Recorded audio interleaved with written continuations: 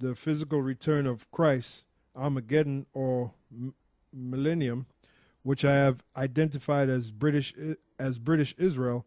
However, I have no quarrel with those who do, just as long as they aren't hiding or they aren't aiding and abetting the New World Order, as exemplified by the so-called Christian Zionists of the John Hagee variety.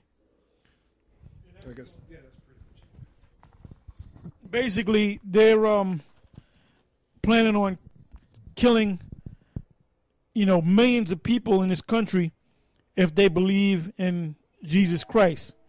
Now, when they write that, they're talking about the so-called white Jesus Christ, but the ones that truly believe in the true Messiah, which is a black man, they're planning on doing the same thing to them. You got anything? Jeremiah chapter 15, verse 2. And it shall come to pass, if they say unto thee, whither shall we go forth?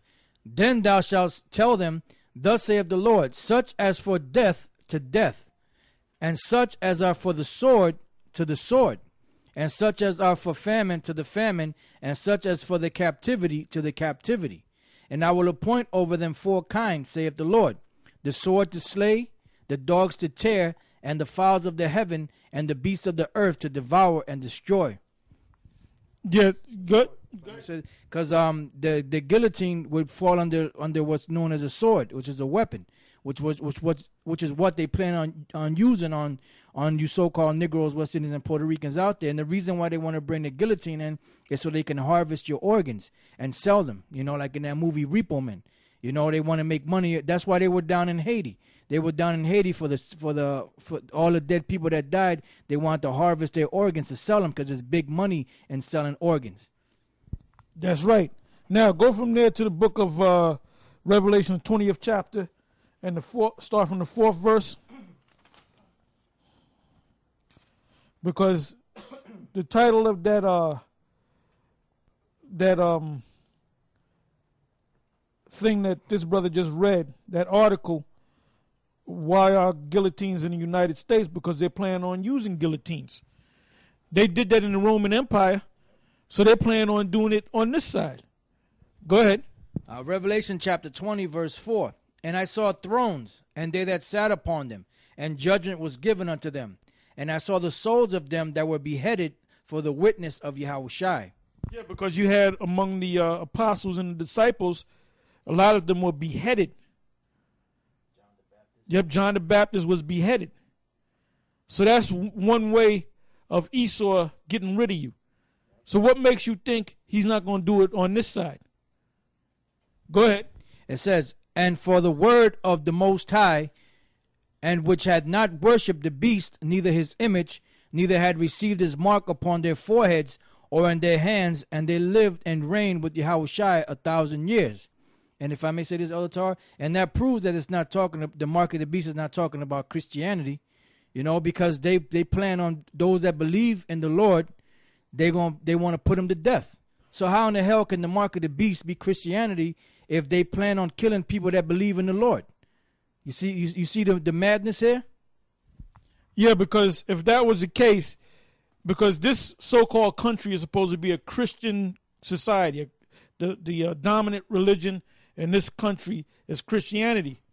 And all of you were born into Christianity, whether you were Roman Catholic, if you were from any of the Latin tribes, Pentecostal, the Baptist, the Methodist, the Seventh-day Adventist, the Jehovah's Witness. Most of the brothers, I'll say pretty much all of the brothers, you was raised up by a black woman in a black family down south or in the north or in Latin America. You were raised up under Christianity. So that pretty much means that all of you had the mark of the beast when you were children.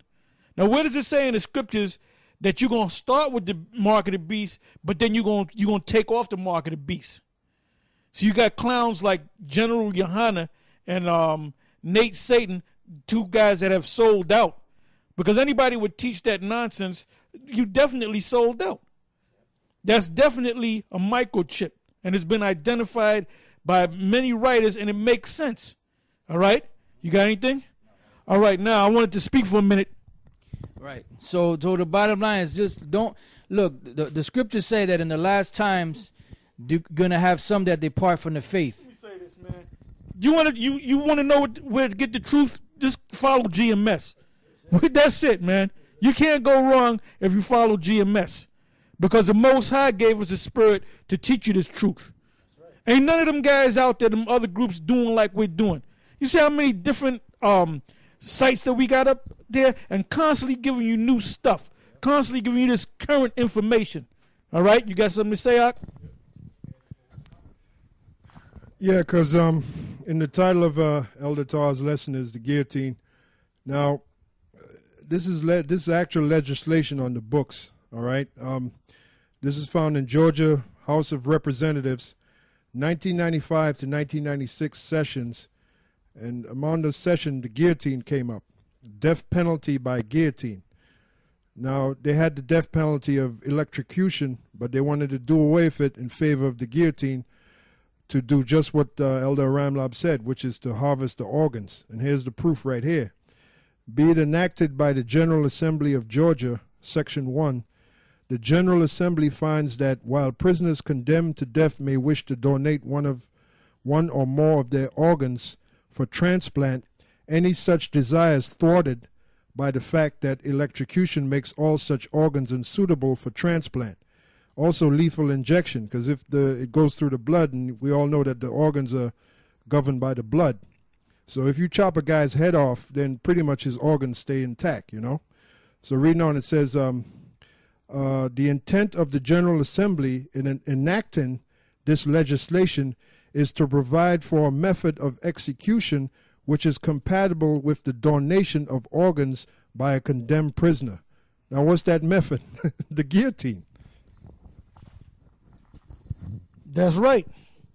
Now, whether they're going to bring it out to the open or whether they're going to do it secretly, we don't know. Maybe they're doing it now as we speak. There's a lot of shit going on in this country that we don't know about, man. It's a lot of wicked, these kids that you see on milk cartons that are missing. Them warlocks and those witch covens, they're kidnapping them little kids and they're sacrificing them. But they're not going to come out and tell you. They're not going to come out and tell you everything that they do. All right. Now this here is from the quote, which we're going to read later. This is from Revelation, the 13th chapter, the 15th verse to the 17th verse. I'm sorry. I'm going to go straight to the. What does it say in the 16th verse? Matter of fact, I'll start from the 15th. And he had power to give life unto the image of the beast. See, a lot of these guys claim that they know the scriptures. They don't even know who the beast is. All right? That the image of the beast should both speak and cause that as many as would not worship the image of the beast should be killed. The image of the beast is not Christianity. The image of the beast is talking about NATO, the EU, which includes the United States. All right? Now it goes on to say, and he causes all, both small and great, rich and poor, free and bond, to receive a mark in their right hand. Now, if that's Christianity, would not the Muslims have to accept Christianity? You really think the Muslims are going to accept Christianity?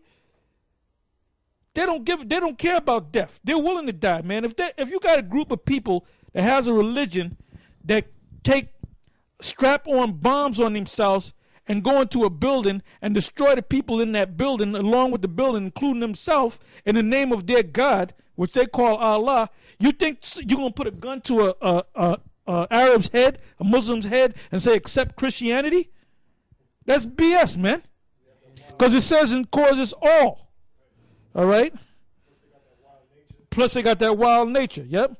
It says to receive a mark in their right hand or in their foreheads, and that no man might buy or sell save he that had the mark or the name of the beast or the number of his name. Revelation 13, verses 15 to 17, right?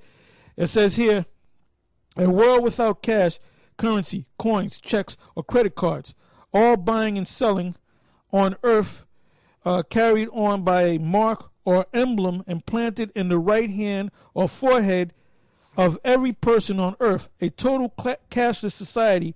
Impossible? Too fantastic? Please read on. It says, we, and I'm going to give you the source right here where we got this information. We, the members of the UN, solemnly proclaim our united determination to work urgently for the establishment of a new international